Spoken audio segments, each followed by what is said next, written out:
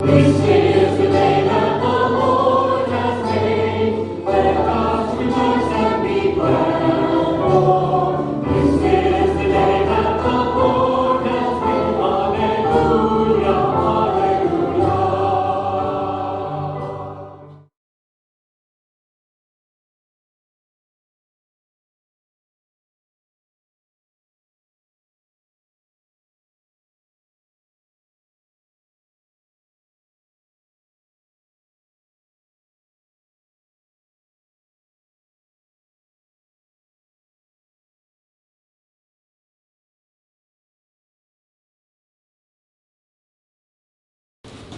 A reading from the first letter of St. Peter. Beloved, I exhort the presbyters among you, as a fellow presbyter and witness to the sufferings of Christ, and one who has had a share in the glory to be revealed. Tend the flock of God in your midst, overseeing not by constraint, but willingly, as God would have it, not for shameful profit, but eagerly. Do not lord it over those assigned to you, but be examples to the flock. And when the chief shepherd is revealed, you will receive the unfading crown of glory. The word of the Lord. Thanks be to God.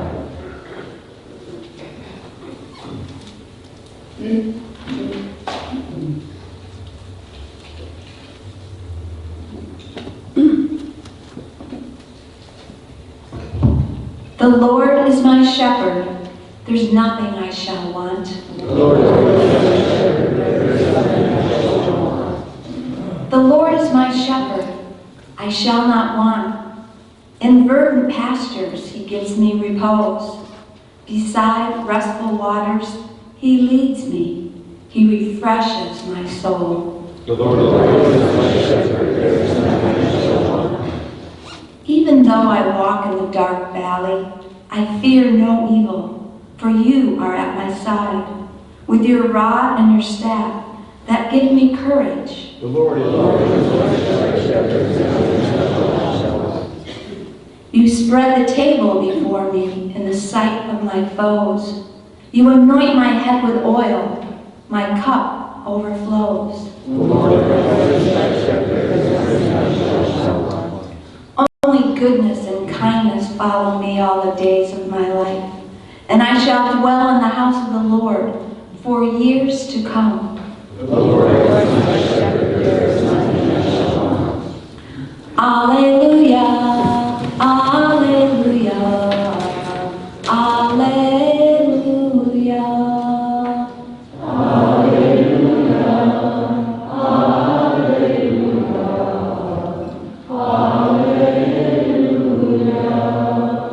You are Peter, and upon this rock I will build my church. The gates of the netherworld shall never prevail against it. Hallelujah, hallelujah, hallelujah.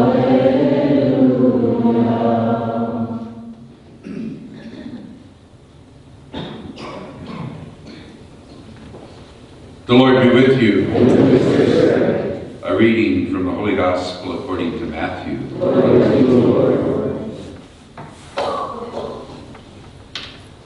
When Jesus went into the region of Caesarea Philippi, he asked his disciples, "Who do people say that the Son of Man is?"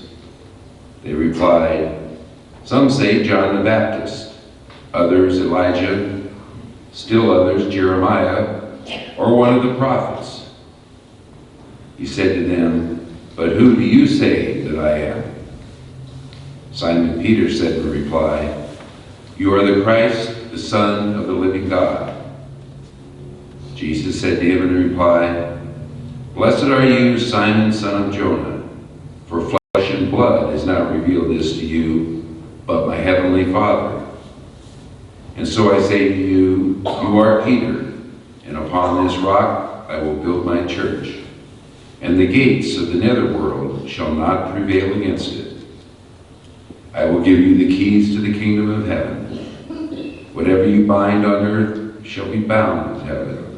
Whatever you loose on earth shall be loosed in heaven. The Gospel of the Lord. Praise to you, Lord Jesus Christ.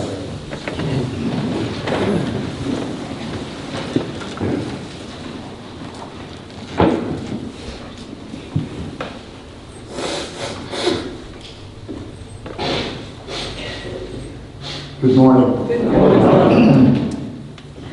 Well, today as we gather, we celebrate the feast of the chair of St. Peter.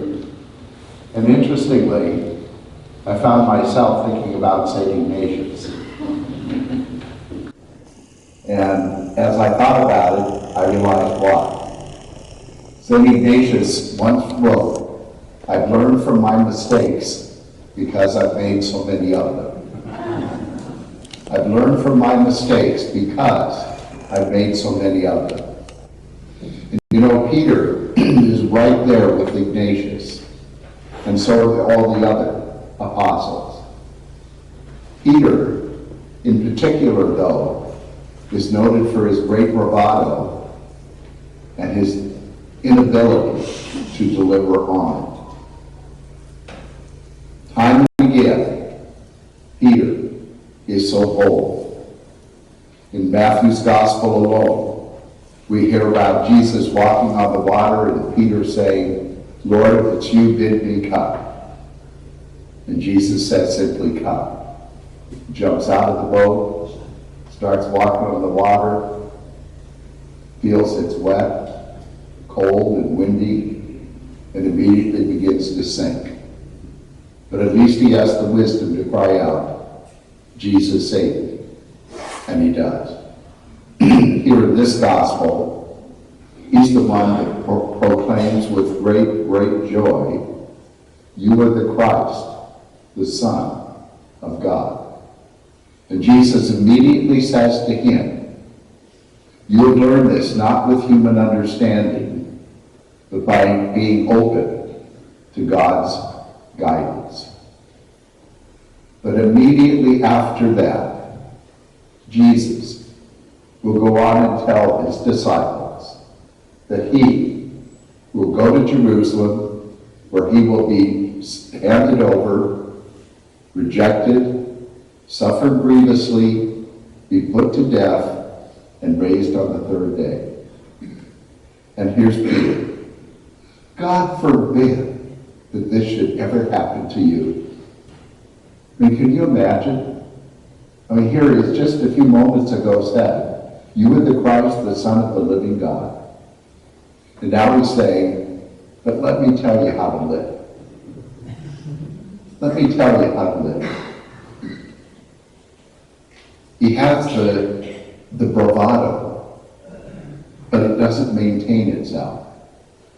Another part of the Gospels, when Jesus says all the disciples will deny him and leave, and Peter says so boldly, "I will never abandon you." And Jesus says, before the cock crows, "You will deny me 3 times. And he does. He does. You know, as I look at Peter's life and journey, it kind of parallels ours as well. You know, we have our times and moments when we're open to God's guidance. But my greatest difficulty is that I tend to think my plan is better than God's. And I say I'm in God's hands until it's not working out the way I think it should. And that's where the trouble comes. That's where the trouble came for Peter. That's where the trouble comes for me. That's where the trouble comes for most of us. But the wonderful thing about Peter is he was able to grow in his faithfulness. And by the end of his journey, he truly is God-guided.